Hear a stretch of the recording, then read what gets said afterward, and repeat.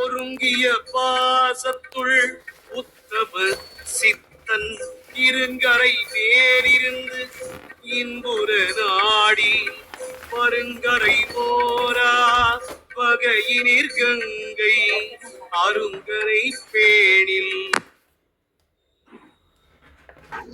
அனைவருக்கும் இனிய காலை வணக்கங்கள். ஓம் திருமல திருவடிகள் போற்றி போற்றி. திருமந்திரம் 7ஆம் தந்திரம் 2வது அத்தியாயம் அண்டலிங்கத்தில் 1719 என்று நாம் சிந்திக்கின்றோம். உலகம் முழுவதும் லிங்கமாக இருக்கின்ற ஒரு பெரிய நுட்பத்தை நம்ம வியந்து பார்த்தாலும் நாம லிங்கத்தை அமைத்து வழிபடுவதற்குரிய சாதனங்களாக ஒரு 10 இன்றைய பாடல் குறிப்பிடுகின்றார். முத்து, மாணிக்கம், பவளம், செதுக்கிய மரக்கொம்பு, பளிங்கு முதலிய கற்கள், சிறுநீரு, மரகதம், ஆகம நூல்கள், சாதம், அரிசி அப்படின்னு 10 இங்க நமக்கு குறிப்பிடுகின்றார். உயர்ந்து பாராட்டி அவருடைய திருவடி கீழ் உலகம், திருமுடி ஆகாயத்துக்கு அப்பால், உலகம் ஆகாயம் அப்படின்னு நாம வியப்படைந்தாலும் அவனை எளிமையாக நம் கைக்குள் நம் வணங்கும் வண்ணம் சில பொருட்களை கொண்டு செய்ய முடியும், வணங்க முடியும், போற்றுதல் முடியும் அப்படின்றதுக்கு இந்த பாடல் உறுதுணையாக இருக்கும் அப்படின்னு நினைக்கின்றேன். முத்துடன் மாணிக்கம் மொய்த்த பவளமும், முத்துடன் மாணிக்கம் மொய்த்த பவளமும், கொத்தும் அக்கொம்பு சிலை நீரு கோமலம், கொத்தும் அக்கொம்பு சிலை நீரு கோமலம், அத்தந்தன் ஆகமம் அன்னம் அரிசியாம், அத்தந்தன் ஆகமம் அன்னம் அரிசியாம், உய்த்ததன் சாதனம் பூமணலிங்கமே, உய்த்ததன் சாதனம் பூமணலிங்கமே. இந்த பூமணலிங்கத்துக்கு ஒரு பெரிய விளக்கம் இருக்குது. பின்னாடி கதையில நம்ம பார்க்கலாம்.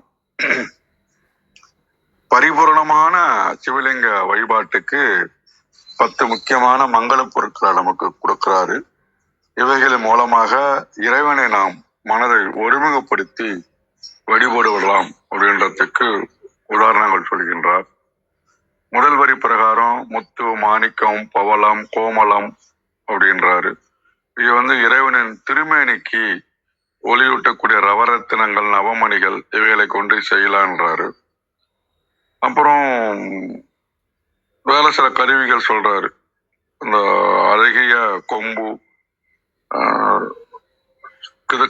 அழகிய பாறைகளை கொண்டு கோமேதகம் கல்லால் உருவாக்கப்பட்ட லிங்கங்கள், அப்புறம் பிரியமான தூய்மையான விபூதி திருவெண்ணீர், அப்புறம் ஆகம நூல்கள் அதை செய்யலான்றாருங்க.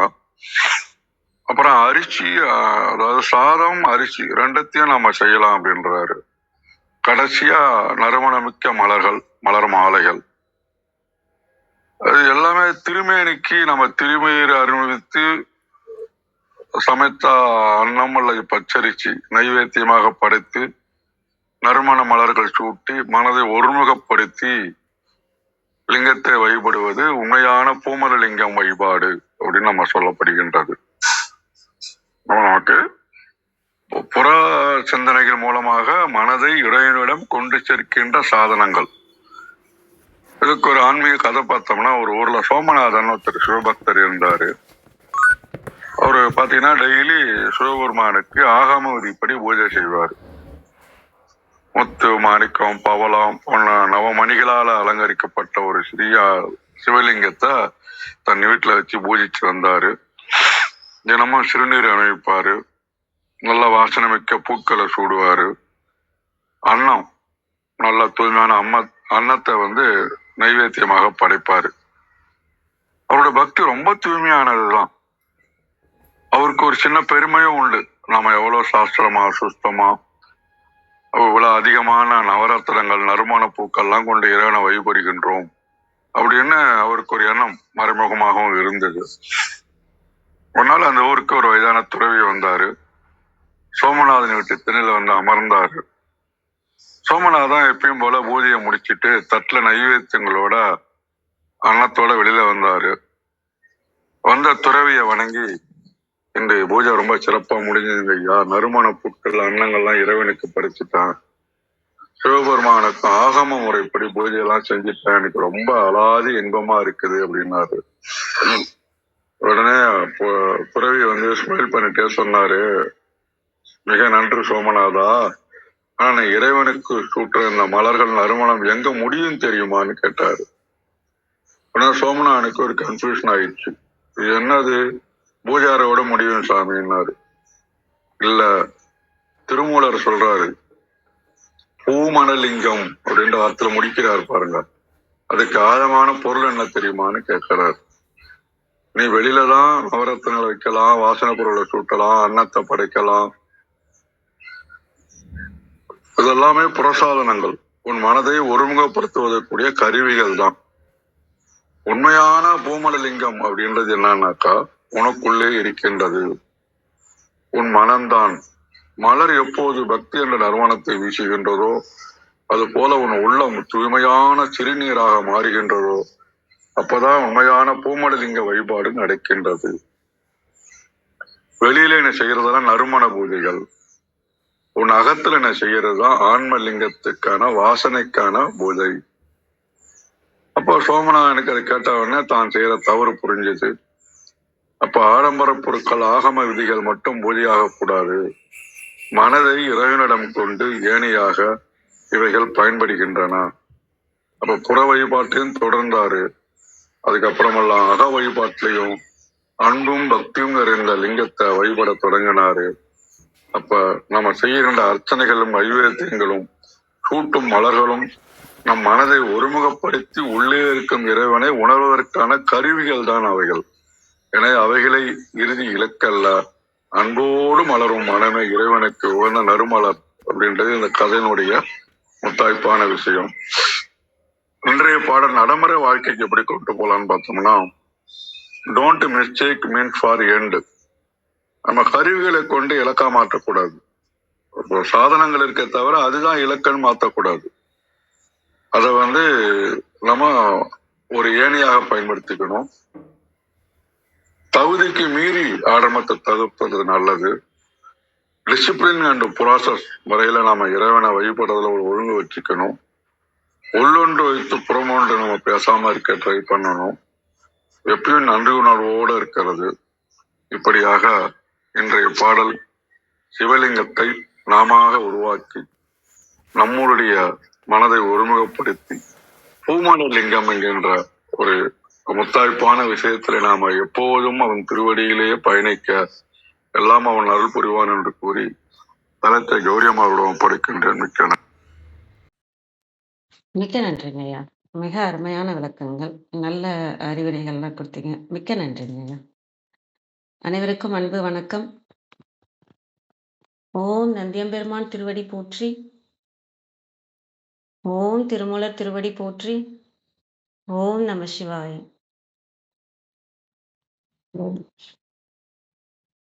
திருமந்திரம் 1719. முத்துடன் மாணிக்கம் மொய்த்த பவளமும் கொத்தும் அக்கொம்பு சிலை நீரு கோமலம் அத்தன் தன் ஆகமம் அன்னம் அரிசியாம் உய்த்ததின் சாதனம் பூமணன் லிங்கமே. Translation: pearls, ruby, clustered corals, crafted wood, stone, ash, gems, God scripture, cooked rice, flour, sand or materials of which linga can be made. அப்படின்னு கொடுத்துருக்காங்க. நம்ம அண்டலிங்கம் பார்த்துட்டு வரோம். அதில் வந்து நம்ம லிங்கமாக ஒரு சாதனமாக நம்ம வச்சுக்கிறதுக்கு என்னெல்லாம் பயன்படுத்தலாம் அப்படின்றத சொல்றதா இந்த பாடல் இருக்கு. முத்து, மாணிக்கம், ஒய்த்த பவளமும், அந்த ஒய்த்தனா சரியான அப்படின்ற பொருள் இருக்கு. சரியான பவளமும், கொத்தும் மக்கொம்பும், அதாவது மரக்கிளையில இருந்து செய்யப்பட்ட ஒரு விஷயமும் ஒரு சாதனமாக எடுத்துக்கலாம். சிலை, நீரு, திருநீரு, கோமலம். கோமலம்ங்கிறது ஒரு மாணிக்க வகைகள்ல ஒரு கல் வகையில ஒண்ணுன்னு போட்டிருந்தது அகராதியில. அத்தந்தன் ஆகமம், சிவ ஆகமங்கள், அன்னம், சாப்பாடு, அரிசியாம், வேகாத அரிசி, அன்னம்னா வெந்த வெந்த சாப்பாடு, உய்த்ததின் சாதனம் பூமன லிங்கமே. உய்த்ததின்னா உயர்ந்த மேன்மையான சாதனம், அந்த மாதிரி. அது சாதனமாக பூ மணலிங்கமே. அந்த பூ பூவாக இருக்கிறதையும் சொல்லலாம். இது மணலாக மண்ணு, களிமண்ணு அந்த மாதிரியான மணல் விஷயத்தையும் எடுத்துக்கலாம். இல்ல பூமணம் வீசும் லிங்கமாகவும் எடுத்துக்கலாம். இது எல்லாமே எப்படின்னா, நம்ம மனதையும் உடலையும் நம்ம தாண்டி இறைவன் பக்கம் போகணுங்கிறதுக்கான ஒரு விஷயம்தான். ஏன்னா நம்ம பார்த்திருக்கோம் இல்லையா, நேத்து பாடல்லே கூட பார்த்தோம். ஸ்தூலம், அப்புறம் சூக்குமம் இருக்கு, அப்புறம் பத்திரலிங்கம் இருக்கு. நம்ம ஸ்தூலமாக இருக்கிற ஒரு விஷயத்தை தாண்டி சூக்குமாக இருக்கிற விஷயத்த நம்ம உணரணும்னா நாம பலி கொடுக்க வேண்டியது நம்ம நானுங்கிற ஒரு விஷயம். அந்த நானுங்கிற விஷயத்துல என்ன இருக்கு அப்படின்னா, நம்ம உடலும் மனமும் இருக்கு. இந்த நம்ம உடம்பும் மனதையும் நம்ம பலி கொடுத்தாதான் அந்த சூக்குமமான ஒரு விஷயத்த நம்மளால பிடிக்க முடியும். அப்ப இந்த சூக்குமமான இப்ப இங்க நம்ம அண்டத்துலன்னு பாத்தீங்கன்னா, இங்க ஈரேழு உலகங்கள் இருக்கு, எத்தனையோ கேலக்சிஸ் இருக்கு, எத்தனையோ சோலார் சிஸ்டம் இருக்கு. நம்ம இங்க அண்டம் வந்து எவ்வளவோ விரிந்து இருக்கிற விஷயம் இல்லையா? அதுவே ஒரு லிங்கமாக தான் இருக்கு. அதுவே லிங்க வடிவம் தான் சொல்றாங்க. நம்ம இருக்கிறது இந்த பூமியில. இங்க நம்ம கிடைக்கிறத வச்சு நம்ம மனதையும் உடலையும் தாண்டி நம்ம அங்க போகணும். பலி கொடுத்தாதான் நம்மளால சூக்கும நிலைக்கு போக முடியும். அப்ப மனம் லயிக்கிற ஒரு விஷயமாக இருக்கிற புனித தன்மை நிறைந்த ஒரு விஷயத்த நம்ம உடலும் மனமும் ஒரு நிலையில நிக்கிற ஒரு விஷயங்களை நம்ம எடுத்துக்கலாம்.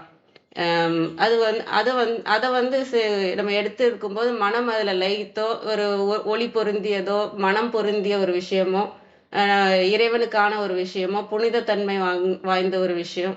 ஏன்னா எல்லாமே இந்த பூலோகத்துல இருந்தா இப்ப எடுக்க போறோம். எதுவுமே நம்மளா எதுவுமே கொண்டு வந்ததும் இல்லை, கொண்டு போறதும் இல்லை. எல்லாமே இறைவனோட விஷயத்துல இருந்தா எடுக்க போறோம். ஆனா எது நமக்கான நம்மளோட மனதை சரி பண்றது அப்படிங்கிற ஒரு விஷயத்த நம்ம எடுத்துக்கலாம் அப்படின்றது சொல்றதா பாக்குறேன்.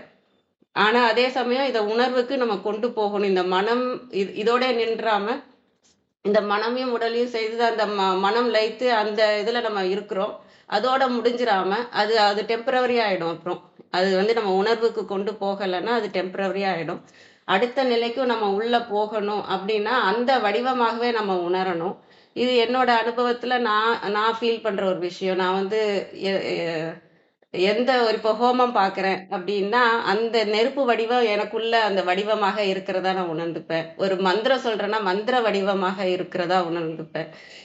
நம்ம வடிவத்தை மாத்துறோம். நானுங்கிறது இந்த உடல் இல்லையா? அந்த உடலை வந்து இந்த வடிவத்துக்கு ஃபர்ஸ்ட் நம்ம கொண்டு வரோம். அதுக்கப்புறம் அந்த மனதையும் சரி பண்ணி, அந்த மந்திரங்களால மனதையும் சரி பண்ணி, அப்புறம் நம்ம உள்ள அந்த சூக்கும நிலையை போய் தொட்டு அங்க நிக்கிறது. இந்த நானை நான் மறைக்கணும்னா, இந்த உருவத்தை நான் மறைக்கணும்னா, எனக்கு இன்னொரு உருவம், இன்னொரு சிவலிங்கம் தான். அது சூக்கமா இருக்கிற ஒரு விஷயம்தான், இது ஸ்தூலமா இருக்கிற ஒரு விஷயம்தான்னு புரிஞ்சுக்கிறது. அதே மாதிரி இந்த பூமண லிங்கம் ஐயா ரொம்ப அற்புதமா சொன்னாங்க. அதே மாதிரி இங்க லிங்கம்னாலே என்னன்னா எங்கும் நிறைந்த பரம்பொருள். அதே சமயம் அது ஒன்றுமில்லாத அந்த அமைதி தன்மை அது எங்கேயுமே நிறைந்து இருக்கு இல்லையா? அப்ப நீங்க ஒரு விஷயத்த ஒரு பூ நீங்க போடுறீங்கனாலும் நீங்க லிங்கமா நீங்க உணர்ந்துட்டீங்கன்னா, இப்ப நீங்க வெளியில நீங்க வச்சு செய்யற இப்ப நான் ஒரு களிமண்ணால ஒரு லிங்கம் நான் வச்சு பூஜை பண்றேன். ஆனா அந்த களிமண்ணே நான் தான்ற உணர்ந்து அந்த பூவை நான் போடும்போது அது எனக்குள்ளதான் ஒரு மல்லிகை பூவை நான் போடுறேன் அப்படின்னா, அந்த மனம் எங்க போய் சேரும் அப்படின்னா, எல்லா இடத்துலயும் எங்குமே நிறைந்த பரம்பொருள் இல்லையா? அந்த சிவம்ங்கிறது எனக்குள்ள மட்டும் என்கிட்ட மட்டும் இருக்கிற விஷயம் இல்லை. நான் அந்த சிவத்தை பிடிச்சேன்னா இந்த அண்டம் முழுக்க நிறைந்திருக்கிற சிவம். அந்த மல்லிகை மனம் வந்து எங்கெல்லாம் இருக்குன்னா என்னை சுத்தி இந்த இந்த சிவலிங்கத்துல மட்டும் எனக்குள்ள மட்டும் இல்லை, அந்த மல்லிகைக்கான நறுமணம் வந்து இந்த அண்டம் முழுக்க பரவி இருக்கிறதா, அனைத்தையுமே தூய்மைப்படுத்துறதா, அனைத்தையுமே நான் போய் அனைத்திலும் இருக்கிற அந்த சிவத்தை போய் சிவத்துல நிக்கிறதா அப்படி உணர்ற ஒரு விஷயம். நம்ம நம்ம சாதனமா எடுத்துக்கிற ஒரு விஷயம். அதை உணர்வுக்கு கொண்டு வராம அது சும்மா வெளி பூஜையா பண்ணோம்னா அப்போதைக்கு டெம்பரவரியா உங்க மனம் அமைதியில இருக்கும். உடல் ஒரு இடத்துல உட்காந்துருக்கும். அது பூஜை முடிஞ்ச உடனே எல்லாமே ஃபர்ஸ்ட்ல இருந்து ஆரம்பிக்கிற மாதிரி ஆயிடும். ஆனா அத உணர்வுக்கு கொண்டு போய் அந்த சிவத்துல போய் நின்னுட்டோம்னா, அந்த பூஜை எதுக்கு செய்றோம்? அது ஸ்தூலமாக இருக்கிற ஒரு விஷயம் தான். எத எடுத்தாலும் சரி, அது மரமா இருந்தாலும் சரி, கல்லா இருந்தாலும் சரி, அத வெளியில பார்க்கறதுக்கு ஸ்தூலமா இருக்கு. அப்ப சூக்குமமா அதுல என்ன இருக்கு? அதேதான் என் உடம்புல. அந்த அண்டத்துல இருந்து நான் எடுத்த ஒரு விஷயம், நானும் அதே அண்டத்துல தான் இருக்கேன். அப்ப எனக்குள்ளேயும் சூக்குமமா ஒரு விஷயம் இருக்கு. நான் அதுவாவே மாறுனேன். அந்த சூக்கும நிலையிலேயே நான் நிக்கிறேன். அந்த திருவடியிலேயே நான் நிக்கிறேன். அப்படிங்கிறது தான் நான் எனக்குள்ள பிராக்டிஸ் பண்ணிக்கிட்டு வர விஷயம். அந்த திருவடியிலே நிக்கணுங்கிறது. ஏன்னா அதுல நின்னுட்டோம்னா, நம்ம இங்க எத பத்தியுமே கவலைப்பட தேவையில்ல. நம்ம மத்தவங்க ஃப்ரீக்வென்சிக்கும் நம்ம போக தேவையில்ல. நீங்க ஸ்தூலமா பார்த்தீங்கன்னா, உங்க ஃப்ரீக்வென்சியே வேற. நீங்க சூக்குமமா உங்கள உணர்ந்தீங்கன்னா, உங்களோட வைப்ரேஷன் ஃப்ரீக்வென்சியே வேற. அது வந்து நம்ம உலகியல் வாழ்க்கையில கூட இப்ப உங்க கூட ஒருத்தவங்க சண்டை போடுறாங்க அப்படின்னா, அவங்களுக்கு ஈக்குவலா நீங்க நின்னீங்கன்னா, நீங்களும் அதே ஃப்ரீக்வென்சில இருப்பீங்க. நீ எப்படி என்ன சொல்லலாம்? நான் உன்ன எப்படி சொல்லலாம்ன்னு. ஆனா நீங்க உங்க ஃப்ரீக்வென்சிய வேற லெவல்ல வச்சிருந்தீங்கன்னா, இது உங்கள பாதிக்கவே பாதிக்காது. உங்கள யாரு என்ன சொன்னாலும் உங்கள பாதிக்கவே இருக்காது. ஏன்னா உங்களோட ஃப்ரீக்வென்சி வேற லெவல்ல இருக்கும். அவங்களோட ஃப்ரீக்வென்சி வேற. அது வந்து உங்கள தாக்கவே தாக்காது. அ இது கூட சொல்லுவாங்களா? கண் திஷ்டி, இந்த கெட்டதெல்லாம் பண்ணுவாங்க இல்லையா? அது பேரு பில்லி சூனியம். அந்த மாதிரியான விஷயங்கள்லாம் கூட யார் யாரோ செய்வாங்க. அந்த எனர்ஜி உங்களுக்கு வரணும்னா, அது மனதுக்கும், உடலுக்கும் அந்த ஃப்ரீக்வென்சில நம்ம இருந்தா தான். எப்ப நம்ம இறைவன் திருவடியிலேயே இருக்கிறோமோ, நம்மள எதுவுமே ஒண்ணுமே பண்ண முடியாது.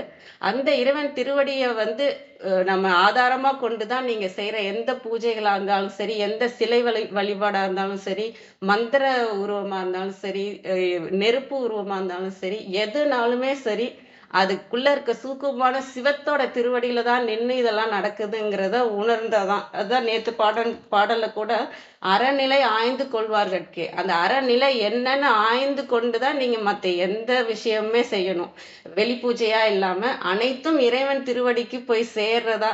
அது ஒரு பூவாக இருந்தாலும் சரி, ஒரு ஒரு இலையாக இருந்தாலும் சரி, அது இறைவன் திருவடிக்கு போகுது. அந்த இறைவன் திருவடி எங்கும் அந்த அண்டம் முழுக்க நிறைந்த பரம்பொருளாக இருக்குதுன்றத நம்ம உணர்ந்து செய்யணும் அப்படிங்கிறது நான் எனக்குள்ளேயே சொல்லிக்கிற விஷயத்த அதை அப்படியே உங்களோடய பகிர்ந்துக்கிட்டேன். அனைவருக்கும் நன்றி.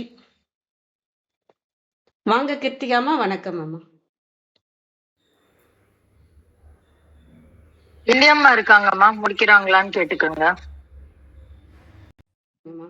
பிந்தியாமா வாங்கம்மா. அனைவருக்கும்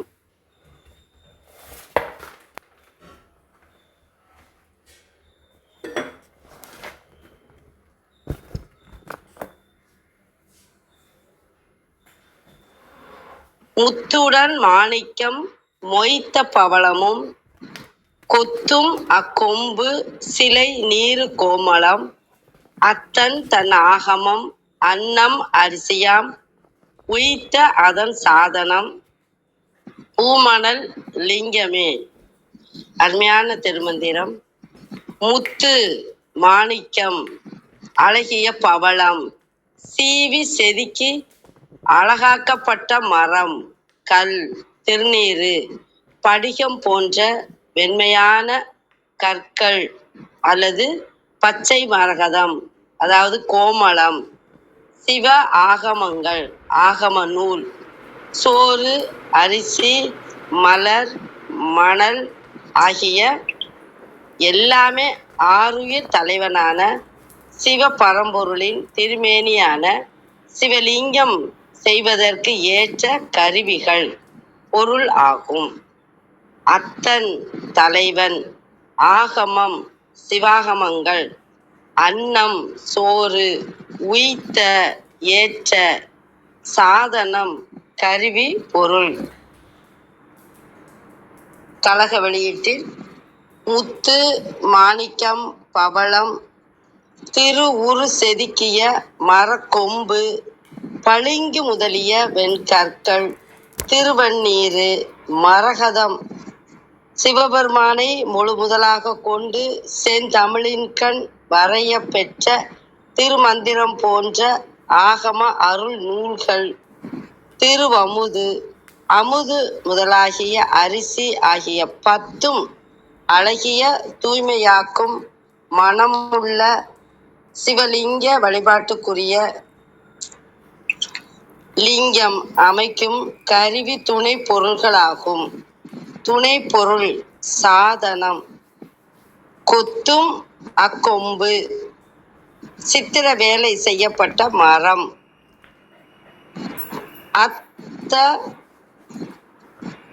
அத்தஞ்சன் ஆகமம், சாத்திர புத்தகம் இன்னின்ன லிங்கமாக பூசிக்கலாம் என்றது இம்மந்திரம். அனைவருக்கும் நன்றி, வணக்கம். சிவசிவ. திருச்சிற்றம்பலம். நன்றிங்க. நன்றி. வாங்க கிருத்திகாமா. வணக்கம். நன்றி. அனைவருக்கும் காலை வணக்கம். இன்றைய மந்திரம் நமக்கு ஒரு விஷயத்த சொல்லும். இந்த மந்திரத்தோட முடியாது. இந்த மந்திரம் நாளைக்கு சொல்லக்கூடிய மந்திரம், அதற்கு அடுத்த நாள். கிட்டத்தட்ட இந்த 3 மந்திரங்களும் ஒண்ணு போல புரிந்து கொள்ளப்பட வேண்டிய ஒன்று. அதனால இந்த மந்திரத்துக்கு உண்டான பொருள் எல்லாருமே சொல்லிட்டாங்க.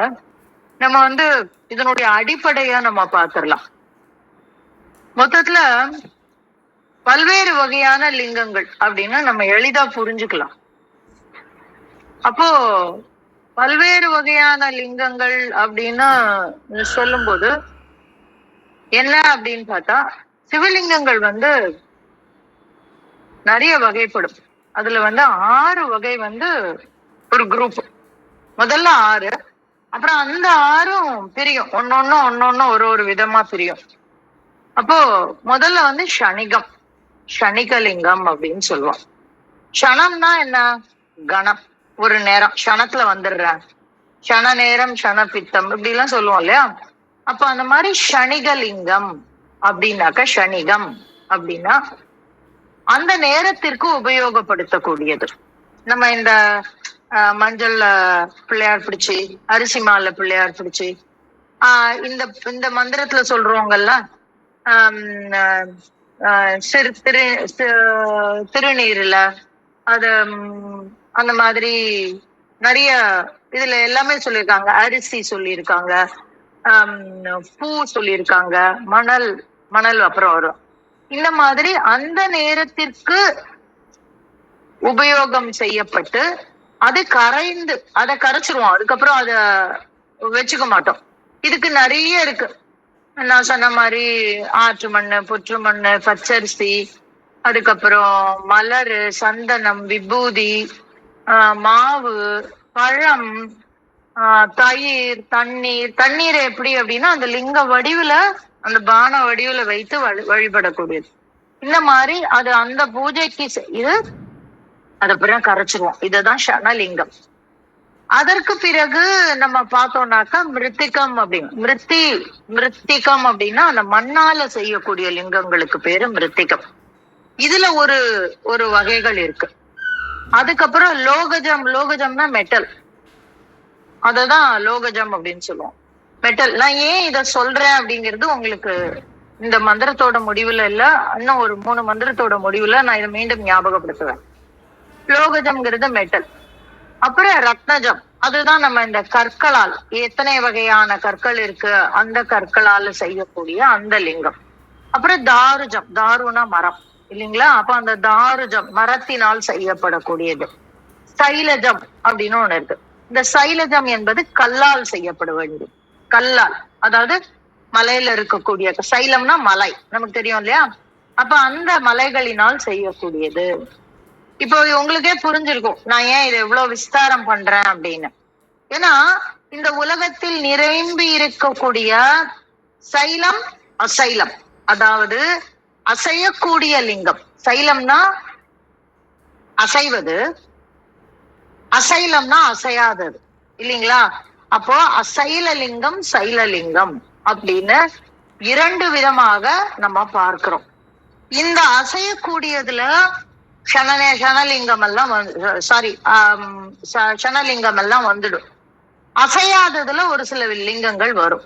இந்த ரத்னஜம், லோகஜம், பானம் இது எல்லாமே அசையக்கூடியது. இந்த சைலஜம், எல்லாமே நம்ம இந்த இந்த இடத்துல இருக்கக்கூடிய அனைத்துமே அசையக்கூடியது, அசைலம், அசைவன. அதுதான் அந்த இடத்துல நம்ம பார்க்க வேண்டியது. அப்போ அசையாத ஒரு லிங்கம் இருக்கு, அதையும் நம்ம பார்க்கணும். இப்போ இந்த அசையக்கூடியதுல நம்ம பார்த்தோம் இல்லையா, நமக்கு தெரியும் மெட்டல் எத்தனை வகை மெட்டல் இருக்கு அப்படின்னா, அந்த ரொம்ப ரொம்ப ப்ரிசைஸா இந்த காலங்கள்ல ரெண்டு மெட்டலோட சேர்ந்து சேர்ந்து நிறைய மெட்டல்ஸ் வந்துடுச்சு. ஆனாலும் பொதுவா மெட்டலுக்கு 8 வகைன்னு சொல்லுவோம் இல்லையா. லோகஜம் அப்படிங்கிறது 8 வகையா சொல்லுவோம். அத மாதிரி ரத்னம் அப்படிங்கிறதும் 7 நவரத்தினங்கள்னு சொல்லுவோம். அதுல இந்த 7 தான் பிரதானம். அப்ப அந்த 7 வகை இப்படி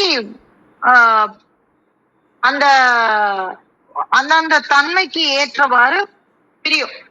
இதுல எல்லா உரையாசிரியர்களுமே ஒரு வார்த்தை சொல்லியிருப்பாங்க. என்ன அப்படின்னா, அத்தந்தன் ஆகமம் அப்படின்னு சொல்லியிருக்காங்க. இந்த அத்தந்தன் ஆகமம் அப்படிங்கிறது எல்லாரும் ஆகமங்களால் ஆன சிவலிங்கம் அப்படிங்கிறாங்க. இது இது 2 விதமா புரிந்து கொள்ளப்பட வேண்டும். ஆகமங்கள் நூல்களினால் பண்ணக்கூடிய சிவலிங்கம் இல்ல அந்த இடத்துல. இந்த ஆகமங்கள் அடையாளம் காட்டக்கூடிய சிவலிங்கம் அப்படின்னு நம்ம புரிஞ்சுக்கலாம். அது என்ன அப்படின்னா, மகுடாகமம்னு ஒரு ஆகமம் இருக்கு. அதுல சிவலிங்கத்தின் 90 வகைகள் சொல்லியிருக்காங்க.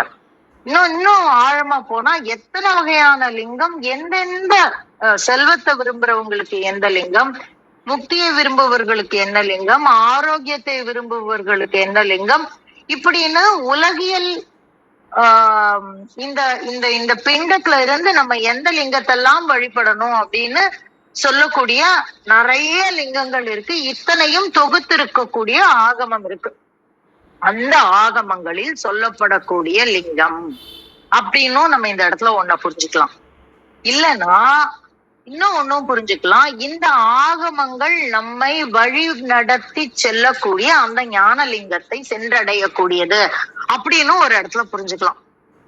இப்போ இந்த இந்த லிங்கத்தினுடைய வகைகளை பத்தி நம்ம பேசிட்டு இருக்கோம். ஆனா இந்த தலைப்பு அண்டலிங்கம். அப்போ இந்த அண்டத்தில் அடங்கி இருக்கக்கூடிய அனைத்து லிங்கங்களும் அப்படின்னு நம்ம புரிஞ்சுக்கணும். அப்போ எதெல்லாம் இந்த அசையக்கூடிய லிங்கம், அசையாத லிங்கம், இந்த 2 லிங்கத்தையும் சொல்றது, அதுதான் ஆகமம் நமக்கு காட்டி தரக்கூடியது அப்படின்னு நம்ம புரிஞ்சுக்கலாம் இந்த இடத்துல. சோ இத்தனை லிங்கத்தையும் சொல்லி, எந்தெந்த லிங்கம் எதுக்குன்னு சொல்லி, இதெல்லாம் தாண்டின ஒரு லிங்கம் இருக்கு, அந்த லிங்கத்தை நீ உணர்ந்து கொள் அப்படின்னு சொல்றாரு. இது ஒரு நாள்ல பார்க்கக்கூடிய பதிவே கிடையாது. ஒண்ணு இந்த மூணு மந்திரத்தையும் சேர்த்து ஒரே பதிவா நம்ம பார்க்கணும். இல்லைன்னாலும் இந்த அடிப்படைய நீங்க மனசுல வச்சுக்கோங்க. இப்ப இந்த அடிப்படைய நீங்க மனசுல வச்சுட்டு இந்த மந்திரத்தை திருப்பி பாருங்க. முத்துடன் மாணிக்கம் நமக்கு டக்குன்னு புரிஞ்சிடும். முத்துனா எந்த வகை லிங்கம் அப்படின்னு புரிஞ்சிடும். மாணிக்கம் மொய்த்த பவழம், இது எல்லாமே ரத்ன லிங்கத்துல நமக்கு வந்துரும் இல்லைங்களா. அந்த அந்த அரிய மணிகள் இருக்கக்கூடிய அந்த லிங்கத்தோட வடிவுல அந்த கேட்டகரியில வந்துடும். கொத்து மக்கொம்பு சிலை நீரு கோமேதம், கோமதம்னா இந்த இது கோமியம் சொல்லுவோம் இல்லையா, அந்த மாட்டினுடைய எரு, அந்த சாணம் நீர் எல்லாம் கலந்தது, அவ்வளவு புனிதமானது. சோ அது மூலமாக வரக்கூடிய நீர் அக்கொம்பு அப்படின்றாங்க. கொத்து அக்கொம்பு, கொத்துனா இலை, அக்கொம்புனா மரத்தினோடது. சோ நமக்கு இந்த நம்ம சொல்லப்பட்ட இந்த தாருஜம் அப்படிங்கிற ஒரு விஷயங்கள் ஃபுல்லா வந்துடுறது. அதுக்கு பிறகு அத்தந்தன் ஆகமம் அன்ன அரிசியாம் அப்படின்றாரு. அத்தந்தன் ஆகமம்ங்கிறதுக்கு நான் ஏற்கனவே உங்களுக்கு விளக்கம் சொல்லிட்டேன். அன்னம் அரிசியாம் அப்படின்னா, அன்னம்னா சமைத்தது, அடுத்தாப்புல அரிசி அப்படிங்கிறது சமைக்காதது அப்படின்னு 2 விதமா புரிஞ்சுக்கலாம். இந்த சமைத்தல் சமைக்காததுக்குள்ளயும் உள்ளீடு பொருள் இருக்கு. இப்போ டைம் இல்ல நமக்கு, தியாகராஜனையா இருக்காங்க, மகேந்திரனையா இருக்காங்க, நமக்கு இந்த டைம் இல்ல. நீங்க புரிஞ்சுக்குங்க. பக்குவப்பட்ட மனம் பக்குவப்படாத மனம் அது அப்படின்னு எடுத்துக்கோங்க. சமைத்தல்ங்கிறத பக்குவப்படுத்தியது அப்படின்னு எடுத்துக்கலாம். அரிசிங்கிறத பக்குவப்படாத மனம். இது எல்லாத்துக்கும் பின்னாடி இதே பேட்டர்ன்ல நீங்க உள்ள போய் மாணிக்கம்னா என்ன, பவழம்னா என்ன, அது நமக்குள்ள எங்க இருக்கு, இதெல்லாம் முன்னாடி அவர் சொல்லி கொடுத்துட்டாரு நமக்கு. அதனால இதை நம்ம அப்படியும் புரிஞ்சுக்கலாம். உயிர்த்ததின் சாதனம் பூ மண லிங்கமே அப்படின்னு சொல்றாரு. இந்த பூ மண லிங்கம் அப்படிங்கிறத இந்த பூவிலிருந்து வரக்கூடிய பூவெல்லாம் நம்ம பாக்குறோம். அதுக்கு பின்னாடி இருக்கக்கூடிய மனத்தை நம்ம பார்க்க முடியாது. அது அருவமானது. ஆனா பூ என்பது உருவமானது இல்லைங்களா? அப்போ இந்த உருவமும் அருவமும் இணைந்த விஷயத்த நம்ம புரிஞ்சுக்கிற ஒரு தன்மைதான் இந்த அண்டலிங்கத்தினுடைய இந்த மந்திரத்தினுடைய துவக்கம். இதுக்கு நம்மை வழிகாட்டுவது இத்தனை லிங்கங்களும் அப்படின்னு நம்ம புரிஞ்சுக்கலாம். அப்போ இந்த அருவமான விஷயத்தை நாம் பற்றி கொள்ள வேண்டுமானால், எப்படி பூவினுடைய மனத்தை போல அருவமாக இருக்கக்கூடிய லிங்கத்தை நாம் பற்றி கொள்ள வேண்டுமானால் நமக்கு என்ன வேணும்? இத்தனை லிங்கங்களும் தேவைப்படுகிறது. இதெல்லாம் எங்க இருக்கு? இந்த இறைவன் படைத்த இந்த அண்டத்துல இருக்கு. இந்த அண்டத்துல இருக்கிறது எல்லா பிண்டத்துல இருக்குங்கிற ஒரு விஷயமும் நமக்கு தெரியும். அப்ப நமக்குள்ள இந்த விஷயங்கள் எங்க இருக்கிறது, எப்படி இருக்கிறது, எதன் வடிவாக இருக்கிறது அப்படிங்கிறத நம்ம யோசிச்சு பார்க்கணும். அதுக்கு முன்னாடி திருமந்திரத்துல திருமூலர் நிறைய விஷயங்கள் நமக்கு சொல்லி கொடுத்திருக்கிறாரு. இன்னமும் வரும் இந்த மந்திரத்திலையும். நம்ம அப்படி சொல்லி விட்டுற முடியாது எங்கெங்க ரெஃபரன்ஸ்ன்னு. பட் இன்னமும் வரும். அடுத்தடுத்த மந்திரங்கள்ல நமக்கு காட்டி தருவார். அதனால இன்னும் ஒரு 4 நாளைக்கு ரொம்ப கவனமா நம்ம இந்த மந்திரத்தை உள்வாங்கினோம்னா திருமூலர் நமக்கு நின்று உணர்த்துவார். உன்னுடைய பவழம் எது, உன்னுடைய ரத்தினம் எது, உன்னுடைய கோமேதகம் எது, உன்னுடைய கோமியம் எது, உன்னுடைய நீர் எது, இதுல நீ எங்க இருக்க, இதுல நீ எங்க பூவா இருக்க, எங்க மனமா இருக்க அப்படின்னு நமக்கு காட்டி தருவார் திருமூலர். அதை உங்களோடு பகிர கிடைத்த இந்த காலை வேளைக்கு நன்றி சொல்லி என்னுடைய பகிர்தலை முடித்துக் கொள்கிறேன். நன்றி நண்பர்கள். நன்றிங்க, மிக்க நன்றி. நிறைய விஷயம் சொன்னீங்க, நிறைய தெளிவான விஷயங்கள் கொடுத்தீங்க. மிக்க நன்றிங்க. வாங்க மகேந்திரன் ஐயா. வணக்கம் ஐயா. வணக்கம், அனைவருக்கும் வணக்கம். என்ன ஒரு நுட்பமா, ஆழமா, ஒரு விரிவா, அதே சமயம் தெரிய வேண்டிய செய்திகள், நிறைய பேர் அறியாத செய்திகள், அடியன் அறியாத செய்திகள் நிறைய வந்துட்டே இருந்தது. அம்மாட்ட சொல்ல சொல்ல இதுவே பல மணி நேரங்கள் பேசுற அளவுக்கு இருந்ததா தான் நான் பாக்குறேன். நான் நிச்சயமா அடுத்தடுத்த பகுதிகளுக்கும் அது சார்ந்த அம்மாவுடைய விளக்கங்கள் கேட்கறதுக்கு ஆர்வமா இருக்கேன். நல்லது, நேரம் அதிகமாயிட்டதுனால நான் பாடல மட்டும் வாசிச்சிடுறேன். அது சார்ந்த விளக்கங்கள் நிறைய சொல்லப்பட்டது அப்படிங்கிறதுனால ஒரே ஒரு கருத்தா, ஒரு இணை கருத்தா சொல்லணும் அப்படின்னா, நம்ம சுற்றி உள்ள இயற்கையே இறைதான். அதுதான் அதுல ரொம்ப ரொம்ப நுட்பமா சொல்றது. இப்ப அம்மா சொன்னது போல அதுல வெவ்வேறு நுணுக்கங்கள், வெவ்வேறு வகையில ஒவ்வொன்றுக்கும், அதாவது தமிழ்ல இந்த இலக்கணம் சொல்லும் போது சொல்லுவார்கள் இல்லையா, உருவ வழிபாடாக பார்ப்பது ஒன்று. அது ரொம்ப சின்ன குழந்தைங்க பாக்குற மாதிரி ஒரு பார்வையா சொல்லுவாங்க. பொறுத்துக்கொள்ளுங்கள், நான் வேற ஏதோ தவறா சொல்லல. அதாவது நான் என்ன சொல்ல வரேன்னா, அதையும் தாண்டி போகணும் அப்படிங்கறதுதான் நம்மிடம் திருமூலர் மாதிரியான பெரியவர்கள் உணர்த்துவது. இதுக்கு பின்னாடி இன்னும் உருவகமாக நீங்கள் விரிந்து கொண்டே போகும். அதான் அண்டலிங்கம் என்பது. இந்த பிரபஞ்சம் முழுக்க, இப்ப பிரபஞ்சத்தையே நம்ம கடவுளா பாக்குறோம் அப்படின்னா, அந்த பிரபஞ்சத்திற்கு உள்ளுக்குள்ள இருக்கிற அத்தனையும் கடவுள் தானே. நம்ம உள்ளுக்குள்ள இருக்கின்ற நம்ம ஒவ்வொருவருமே கூட அந்த இறைமை உள்ள ஒரு உணர்வு தானே. அதுல உள்ள பொருள்கள், அதுல உள்ள அதுவும் கூட இங்கு கிடைத்தற்கு அரிய அப்படின்ற மாதிரியான பொருள் தான். நீங்க முத்து சும்மா சாதாரணமா போய் எல்லாம் எடுக்க முடியாது. மாணிக்கம் என்பது அவ்வளவு சாதாரணமா போய் எடுக்க முடியாது. நல்ல ஒரு, அதாவது அந்த ஒரிஜினல் பவளம் ஆகட்டும், மற்றது அதே போல ஒரு சிலை என்பது எந்த அளவுக்கு அப்படிங்கறத சொல்லும் பொழுதும் அது சொல்றாங்க பாருங்க. கொத்தும் அக்கொம்பு சிலை நீர், அதை வடிப்பதற்கு எவ்வளவு ஒரு அதுக்கான ஒளி தேவைப்படுது, அதுக்கான உதவுகின்ற அந்த கொம்பு தேவைப்படுது, அது செதுக்குகின்ற அந்த மனிதர், இவ்வளவு இது இருக்கு. அதுக்கு மேல நீர், அதுக்கு மேல கோமகம், அதுக்கு மேல எல்லாற்றுக்கும் மேலான அந்த ஒரு தந்தை என்கின்ற சொல்லப்படுகின்ற அத்தன்தன் அவனுடைய ஆகமம், அவன் உருவாக்கிய அந்த ஆகம விதிகள் படி அதனுடைய தன்மைகளை, அதனுடைய அதாவது நெறிமுறை என்று சொல்வார்கள் அல்லவா, அந்த அந்த உயர் நெறிமுறைகள் படி சரியாக செய்வது. அன்னம் இயற்கையிடமிருந்து கிடைப்பது, அரிசி இயற்கையிடமிருந்து கிடைப்பது, அது எளிதாக கிடைக்கிற இது கிடையாது. அதுக்கு பின்னாடி பல உழைப்பு இருக்கு, பலருடைய உழைப்பு இருக்கு. அது எல்லாவற்றையும் தாண்டி அதோடு இருக்கின்ற அந்த உத்தம், அதுல சொல்கின்ற அந்த உத்தத்தின் என்று சொல்லப்படுகின்ற சாதனமாக சொல்வது என்னன்னா, அந்த மன ஒருநிலைப்படுகின்ற அப்படிங்கிற ஒரு இது இருக்கு. இப்ப இது எல்லாமே மன ஒருமுகத்தோடு செய்கின்ற சாதனம் அந்த பூ மன லிங்கமே. அதுல பூவை தனியா சொல்கிறார், மனத்தை தனியாக சொல்கிறார், நறுமணங்கள்ல சொல்றார். இது மாதிரி எல்லாமே கலந்த ஒரு அற்புதமான ஒன்று. அது பக்தியை பற்றி சொல்லும் பொழுது சௌந்தரிய லகரி, ஆனந்த லகரி என்று சொல்வார்கள். அந்த சௌந்தரியம், இது எல்லாவற்றிலும் சௌந்தரியம் இருக்கு. அதாவது அழகு எல்லாவற்றிலும் அதை எந்த அளவுக்கு பார்க்கணும். அதனாலதான் சாதாரணமாக வணங்குவதை விட இந்த மாதிரியான நுணுக்கங்களை தெரிந்து கொண்டு நாம் வணங்கும் பொழுது அதுல எவ்வளவு ஒரு உயர்வு இருக்கிறது என்பதுதான் என் பகிர விரும்பிய ஒரு இணை கருத்து.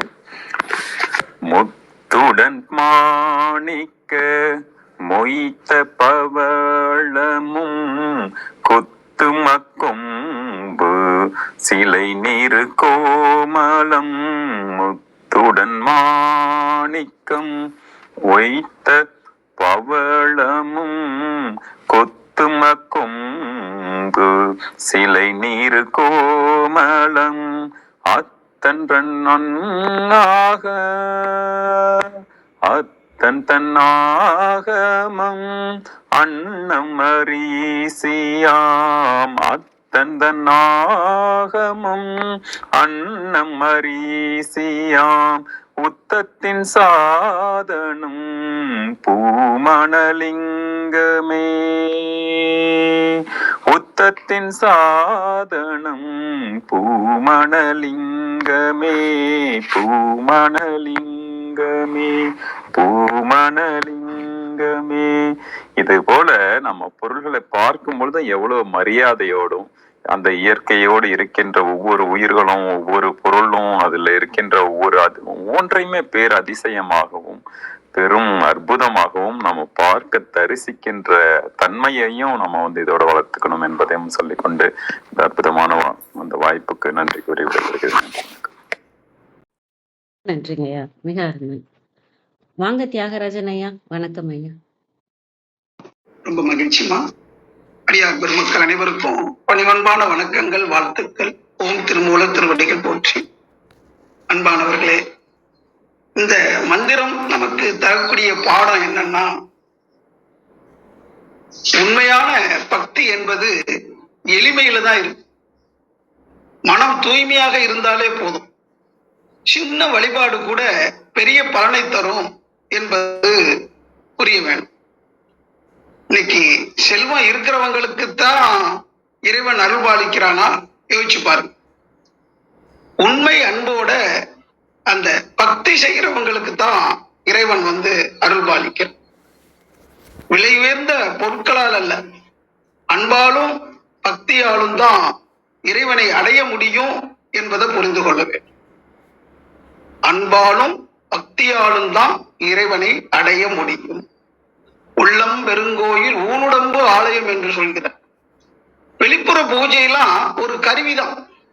ஆனா அதாவது நமக்கு அந்த தூய மனம் இருக்கணும், அன்பு செய்யணும், எப்பொழுதும் இறைவனுடைய நினைவு நமக்கு இருந்து கொண்டே இருக்கணும். உண்மையிலேயே உயர்ந்தவர் யார் என்று கேட்டா இறைவனை எப்பொழுதும் நினைந்து கொண்டிருப்பவர்கள் தான். அவன் அருளாலே அவன் தாள் வணங்கி என்ற அளவுல அந்த உணர்வோடு இருக்கக்கூடிய அந்த விசுவாசம் என்று சொல்வார், அந்த முழுமையான அன்பு நிலை பக்தி. அந்த பக்தி நிலையில இருக்கிறவங்களுக்கு தான் இந்த உண்மை என்பது உயர்வாகும். உய்த்ததன் சாதனம் பூமணல் லிங்கமே என்று குறிப்பிடுகிறார். அதாவது மண்ணால் செய்யப்பட்ட எளிய சிவலிங்கம். ராமேஸ்வரத்துல ராமநாத சுவாமி என்று சொல்வார்கள். அந்த சுவாமி எப்படி இருக்கிறாருன்னா மண்ணாலான லிங்கம். மிக சாதாரணமாக இருந்தாலும் அது உண்மையான பக்தியோடு வழிபட்டா அதுதான் உயர்ந்ததாகிறது. இந்த இடத்துலதான் நம்ம அந்த உண்மையை புரிஞ்சுக்கணும். எல்லாமே இறைவன் கொடுத்ததுதான். ஓடும் செம்பொன்னும் ஒக்கவே நோக்குவர் என்று சொல்வார்கள் உயர்ந்தவர்கள். எல்லாமே ஒன்றுதான். அதனால இறைவன் ரொம்ப எளிமையா இருக்கிறான். அவன் அரூபமானவன். அவனுக்குள்ள இருந்துதான் எல்லாம் வந்துச்சு. அவன் கொடுத்தத அவனுக்கே சூட்டி அழகு பார்க்கிறது ஒரு மகிழ்ச்சி, ஒரு நிறைவுதான், ஆனந்தம்தான். ஆனா அந்த எளிமை என்பது வேண்டும். இறைவனை உணர்வதற்கு எளிமை போதும். உய்த்ததன் சாதனம் பூமணல் லிங்கமே. அந்த இறைவனை மனது கொண்டு அன்போடு நம்ம வழிபட்டாலே போதும். அதுதான் எல்லாத்தையும் சொல்றாரு. முத்து மாணிக்கம் மொய்த்த பவளமும் கொத்தும் கொம்பு சீலை நீரு கோமளம். யோசிச்சு பாருங்க. முத்து மாணிக்கம்லாம் மொய்த்த ஒளி பொருந்திய அந்த பவளம், இந்த பவளக்கல்லாலதான் அங்க நடராஜர் சிலையவே செதுக்கி வச்சிருக்காங்க. அவ்வளவு அற்புதமா பாக்குறதுக்கே கண்கொள்ளா காட்சியாக இருக்கும். கொத்தும் கொம்பு சிலை நீரு கோமளம். அப்ப இறைவனை வழிபடுறதுக்கு பல்வேறு வாத்தியங்களை இயற்கையில இருக்கக்கூடிய அந்த வாசிச்சு அப்படியே திருநீரு, அதே மாதிரி கோமளம்னா பூஜை பொருட்கள்லாம் வச்சு நம்ம வழிபாடு செய்யறோம். அத்தந்தன் ஆகமம் அன்னம் அரிசியாம் படையல் போட்டு இறைவனை எப்படி எப்படியோ அந்த சடங்குகள் வழியாக நம்ம வழிபடுறோம். இதெல்லாம் புறச்சடங்கு என்பதை புரிந்து கொள்ள வேண்டும். உய்த்ததன் சாதனம் பூமணல் லிங்கமே. அந்த லிங்கம் தான் மலர்ச்சி பெற்று, பூ என்றால் இது மலர்ச்சி என்று ஒரு அர்த்தம் இருக்கு. அதாவது மலர்தல் அப்படிங்கிறது. அப்ப லிங்கமா இருந்த எல்லாமே அந்த இயற்கையில இருந்த அந்த இருப்பா இருந்த சிவம் அப்படியே மலர்ச்சி பெற்று 5 பூதங்களாக மலர்கிறது, பஞ்சபூதங்களாக. அப்ப அதுல நிறைவாக வந்தது இந்த மண்ணு.